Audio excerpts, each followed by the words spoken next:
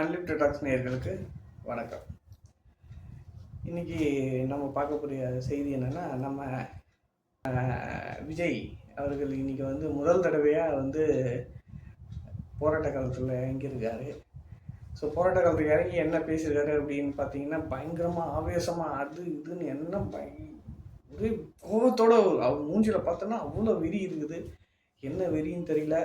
கேட்டால் நாங்கள் மதுரை நீதிபதி ஹைகோர்ட்டில் இந்த வருஷம் மட்டுமே பார்த்திங்கன்னா ஒரு 30 லாக்அப் டெத் நடந்திருக்கு.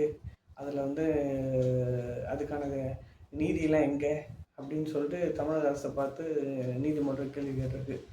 உடனே நம்ம தளபதி அவர்கள் உடனே ஆளுகளை கூப்பிட்டு, தம்பி அந்த 25-30 லாக்அப் டெத்து சொல்லிடுறாங்கல்ல, அவங்கெல்லாம் யாருன்னு பார்த்து கூப்பிட்டு வாப்பா, டக்குன்னு வச்சு ஒரு போராட்டம் பண்ணி நம்ம ஒரு மாஸ் பண்ணுவோம் அப்படின்னு சொல்லி டீம் சொன்னோன்னே டீம் அப்படி இப்படின்னு எல்லாம் போய் இப்போ அலைஞ்சு திரிஞ்சு ஒரு 20 பேரை தேடி கண்டுபிடிச்சி 21 பேர் தேடி கண்டுபிடிச்சி கூட்டின்னு வந்துருக்காங்க.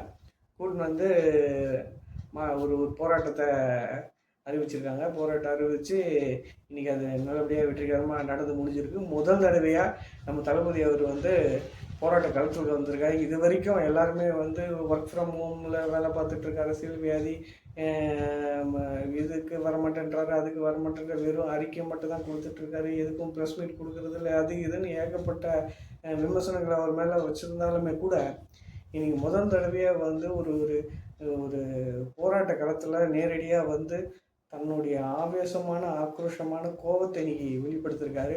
வெளிப்படுத்துகிற விதத்தில் எந்த ஒரு ஒரு பாரபட்சம் இல்லாமல் அது வெளிப்படுத்தியிருக்காரு.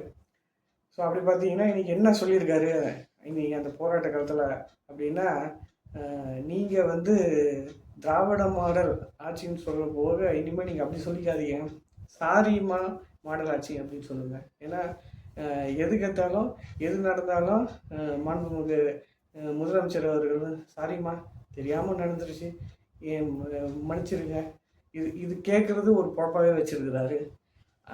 அதிமுக ஆட்சியில் இருக்கும்போது தூத்துக்குடி துப்பாக்கி சூடு நடக்கும்போது இதே ஸ்டாலின் குரல் கொடுத்தாரு, காவல்துறை இது வெட்கக்கேடு, அவமானம், அன்றைக்கி காவல்துறை தண்டிக்க வேணும், காவல்துறை வச்சுருக்க இந்த முதலமைச்சர் பதவியை ராஜினாமா பண்ணணும்னு அப்படி இப்படின்னு என்னென்னவோ சொல்லியிருந்தார். ஆனால் இன்னைக்கு அவரோட ஆட்சியில் நடக்கும்போது இனி அதை விட பயங்கரமாக இருக்குது அப்படின்னு சொல்லி ஒரு குற்றச்சாட்டை வச்சுருக்காரு. இந்த இந்த 20-21 பேருக்கும் எப்படி அஜித்குமாருக்கு 5 லட்சம் இழப்பீடு கொடுக்கணுமா, மற்றவங்களுக்கும் இழப்பீடு கொடுக்கணும், அதுக்கான நீதியை வழங்கணும் அப்படின்னு சொல்லி ஒரு கோரிக்கையும் வச்சுருக்காரு. இந்த மாதிரி ஒரு கண்டன ஆர்ப்பாட்டத்தை ஒரு கோபத்தோடவும் ஆக்ரோஷத்தோடும் வச்சுருக்காரு. அதுபோக ஆதவர்ஜனா அவரோட பேச்சு எப்பவும் போல் பயங்கரமான ஸ்பீச்சாக இருக்கும். திமுக அரசை கண்டித்து ரொம்ப பயங்கரமாக பேசியிருக்காரு. சில புள்ளிவரங்களும் சொல்லியிருக்காரு. அதில் அங்கங்கே சிக்கு பேனல் திக்கி திணறி அப்படின்னு சொல்லி அதை அப்படியே பேசி முடிச்சு வச்சுருக்காரு. நம்ம புஸ்லி ஆனந்த் வழக்கம் போல் அவர் ஒரு ஆர்ப்பாட்டமான அலப்பறையான ஒரு பேச்சை கொடுத்துட்டு போயிருக்காரு. எல்லாத்தையும் விட இந்த கூட்டம் இந்த விஷயங்கள் இன்னைக்கு நடந்திருக்க இந்த போராட்டம் எந்த அளவுக்கு வெற்றி பெறும், நாளடைவில் இது மக்கள் மனதில் ஓட் பேங்கிங்கில் என்ன மாதிரியான விளைவுகள் ஏற்படுத்தும் போது அப்படின்றதெல்லாம் 2023 தேர்தலில் தான் நமக்கு தெரிய வரும். அப்படி இருக்கும்போது இன்றைக்கி விஜய் ஒரு அரசியல் தவிர்க்க முடியாத ஒரு அரசியலில் ஒரு கட்சி தலைவராக வந்திருக்காரு. இன்றைக்கி எல்லாருமே விஜயோட கூட்டணி பேச்சுவார்த்தை நடத்தணும் அப்படின்னு சொல்லிகிட்டு இருக்காங்க. ஒரு பக்கம் அமித்ஷா சொல்லிகிட்டு இருக்காரு, இன்னொரு பக்கம் அவர் எடப்பாடி சொல்லியிருக்காரு.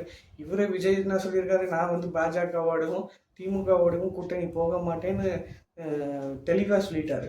அப்படின்னா பாஜக திமுக கூட கூட்டணி போக மாட்டார் அப்படின்னா அப்போ வேறு யார் இருக்கா? எடப்பாடி ஐயா தான் இருக்கார். அதுபோக மற்ற இதர கட்சிகள் இருக்குது, அண்ணன் சீமான் இருக்கார். அதுபோக விடுதலை சிறுத்தை கட்சி ஐயா திருமாவளவன் இருக்கார்.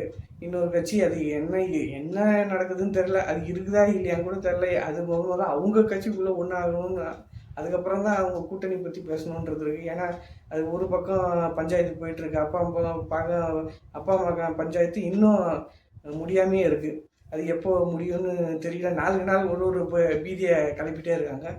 ஆக மொத்தத்தில் விஜய் இந்த 2026 தேர்தலில் எந்த கூட்டணியோட கூட போகிறாரு, அவர் முதல்வர் வேட்பாளராக அவரோட கட்சியில் தீர்மானம் போட்டிருக்காங்க. பட் கூட இருக்க கூட்டணி கட்சிகள் சேர்ந்தா அந்த கட்சிகள் இவரை முதல்வர் வேட்பாளராக ஏற்றுப்பாங்களான்றது நமக்கு தெரியல. பட் இவர் ஒரு பக்கம் சொல்லிட்டு இருக்காரு, மற்றவங்க அவங்க ஒரு பக்கம் சொல்லிட்டு இருக்காங்க. ஸோ இந்த இந்த இந்த போராட்டன்றது ஒரு மிகப்பெரிய எழுச்சி போராட்டம் தான். அதில் நம்ம எந்த இதுவும் சொல்ல முடியாது. ஏன்னா அவ்வளோ கூட்டங்கள் வந்திருக்கு, அவ்வளோ ஒரு தொண்டர்கள் மத்தியில் அவ்வளோ ஒரு வேகம் இருக்குது, ஒரு உத்வேகம் இருக்குது. அது இல்லாமல் இப்போ வந்து இன்னொன்று சொல்லியிருக்காங்க, 2 கோடி உறுப்பினர்கள் சேர்க்கறதா எங்களுடைய அடுத்த டார்கெட்டு அப்படின்னு சொல்லியிருக்காரு. ஐயா எப்போவுமே டார்கெட் வச்சு தான் ஒவ்வொரு காயை நகர்த்திக்கிட்டே இருக்காரு அப்படின்னு சொல்லலாம் விஜய் அவர்கள். ஏன்னா அதிமுகவில் வந்து ஆல்ரெடி எங்ககிட்ட 2 கோடி உறுப்பினர்கள் இருக்காங்க, தொண்டர்கள் இருக்காங்கன்னு சொல்லிட்டு இருக்க கட்சி அது. இன்னொரு பக்கம் நம்ம ஐயா ஸ்டாலின் அவர்கள் அவங்களும் ஒரு பக்கம் 2 கோடி பேர் சேர்க்கணுன்னு அவங்க ஒரு பக்கம் ஒரு இது அமைப்பை ஸ்டார்ட் பண்ணி போயிட்டுருக்காங்க. ஒரு பக்கம் எடப்பாடி எங்ககிட்ட ஆல்ரெடி 2 கோடி உறுப்பினர்கள் இருக்காங்க, தொண்டர்கள் இருக்காங்கன்னு சொல்லியிருக்காரு. இன்னொரு பக்கம் நம்ம ஸ்டாலின் அவர்கள் வந்து அவர் ஸ்டார்ட் பண்ணிட்டாரு உறுப்பினர்கள் சேர்க்க. அதே மாதிரி விஜய் அவர்களும் 2 கோடி பேர் உறுப்பினர்களாகணும், தொண்டர்களாகணும் அப்படின்றதுக்காக அடுத்த டார்கெட்டில் ஒரு ஆப் கூட லான்ச் பண்ண போகிறாரு. ஸோ இந்த மாதிரியான பல விஷயங்கள் இன்றைக்கி விஜயோட கட்சியில் வந்து நடந்துகிட்ருக்கு. விஜயோட கட்சி அந்த கட்சி வந்து இப்போது வேகம் எடுத்திருக்கு அப்படின்னு தான் நம்மளுக்கு தெரிய வருது. அதுக்கான உத்வேகமும் அதுக்கான பிளானிங்கும் எல்லாம் அந்த கட்சியில் இருக்கிறவங்க கரெக்டாக செஞ்சுட்டு வராங்கன்னு நினைக்கிறேன். ஸோ இதுக்கப்புறம் இது என்ன மாதிரியான போக்குகள் போக போகுது, என்ன மாதிரியான விஷயங்கள் இருக்குதுன்னு அடுத்தடுத்த நகர்வுகள் நமக்கு தெரியும். இன்னொன்று ஒரு விஷயம் என்னென்னா, இன்னும் நமக்கு குறுகிய காலம் தான். எல்லாம் சொல்லிட்டு இருந்தாங்க அப்போவே, இன்னும் 1 வருஷம் இருக்குது, டைம் இருக்குது, நம்ம பார்த்துக்கலாம் அப்படி சொல்லி இன்னும் இன்னைக்கு கிட்ட நெருங்கிச்சு. இன்னும் ஒரு 10 மாத காலமாக தான் அப்படி தான் இருக்குது. அப்படின்னும் போது இதுக்கப்புறம் அவங்களுக்கு எல்லோரும் ஓட ஆரம்பிக்கிறாங்க. ஒவ்வொரு கட்சியும் தனித்தனியாக ஓட ஆரம்பிக்கிறாங்க. ஒரு பக்கம் பிஜேபி, இன்னொரு பக்கம் ஏடிஎம்கே, இன்னொரு பக்கம் டிஎம்கே, இன்னொரு பக்கம் டிவிகே, இன்னொரு பக்கம் விடுதலை சிறுத்தை கட்சி, அந்த பக்கம் அண்ணன் சீமானு, இந்த பக்கம் பாமக வந்து என்ன கதைன்னு ஒன்றும் தெரியல. அது முதல்ல கட்சிக்குள்ள ஒரு ஓட்டம் ஓடிட்டுருக்கு. அந்த கட்சியோட ஓட்டம் முடியட்டும், அதுக்கப்புறம் தான் அவங்க என்ன இதில் போகிறாங்கன்னு நமக்கு தெரியும். ஸோ இது மாதிரியான பல விஷயங்கள் போயிட்டுருக்கு. இன்றைக்கி நடந்த ஒரு கூட்டம் இன்றைக்கி ஒரு ஒரு மாபெரும் போராட்ட கூட்டமாக இன்றைக்கி ஆயிருக்கு. ஸோ முதல் தடவையாக நம்மளுடைய தளபதி அவர்கள் வந்து இன்றைக்கி முதல் தடவையாக ஒரு போராட்டத்தை படித்திருக்காரு, வெளியே வந்திருக்காரு. ஸோ இனிமேல் யாரெல்லாம் ஒர்க் ஃப்ரம் ஹோமில் அரசியல் நடத்திட்டு இருக்காங்கன்னு சொன்னவங்களுக்கெல்லாம் இப்போ ஒரு வாய் கட்டின மாதிரி ஆகிடும். ஸோ அடுத்தடுத்த நபர்கள் என்ன மாதிரி இருக்க போகுதுன்றதை நம்ம சீக்கிரமாக பார்ப்போம். நன்றி, வணக்கம்.